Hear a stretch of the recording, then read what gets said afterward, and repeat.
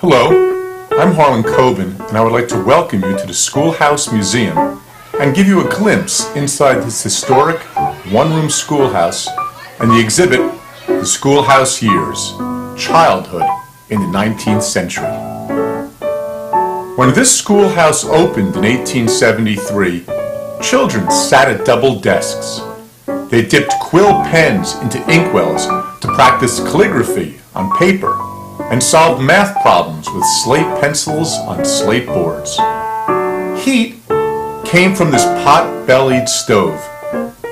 Children brought their lunches in a basket and shared water from a common bucket using a dipper. Most of the children who attended this school lived and worked on farms. Children were often needed to support the family income and join the rapidly growing workforce of the Industrial Revolution, including those pictured here at the Rosencrantz Cotton Mill in Hohokus. But other children in this area were from well-to-do families and went to private schools. Most of the clothes, toys, and books on display here belonged to those children. Toys were gender-specific. Boys chose from a wide variety of toys that developed strength, confidence, and teamwork. Girls had few choices. Most were doll-related and prepared them for their role as a wife, mother, and lady in society.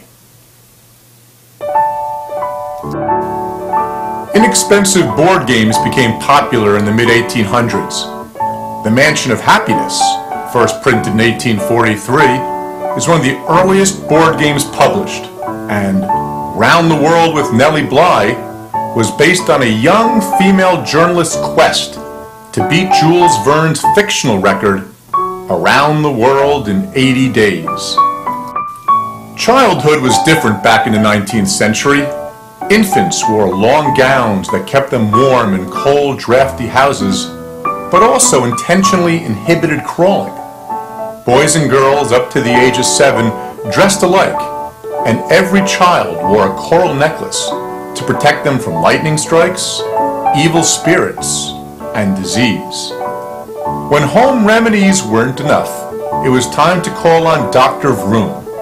Dr. William Vroom began practicing medicine in 1888 at the age of 22 in his house at 160 East Ridgewood Avenue. Dr. Vroom delivered over 3,000 babies during his career. He died in 1966 at the age of 100. Children's literature during the 19th century became popular when new color printing processes introduced colorful picture books and elaborate illustrations. By the end of the century, literature took on a less serious nature. Stories no longer had to have a moral lesson and could be read purely for the sake of enjoyment and a child's sense of wonder.